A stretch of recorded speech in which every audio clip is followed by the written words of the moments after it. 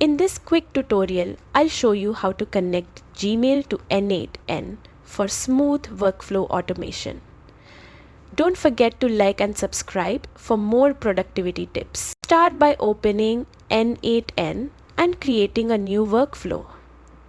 Add a Gmail node which will act as the bridge between your Gmail account and N8N. For authentication, select OAuth 2, a secure way to connect without exposing your credentials. Next, have your Google Client ID and client secret ready from the Google Developers Console. Input them into the Gmail node fields in N8N. Then click the authentication link. Select the Google account you want to connect and grant the requested permissions. These allow N8N to send emails or access mailbox data on your behalf. Once authorized, your Gmail is connected.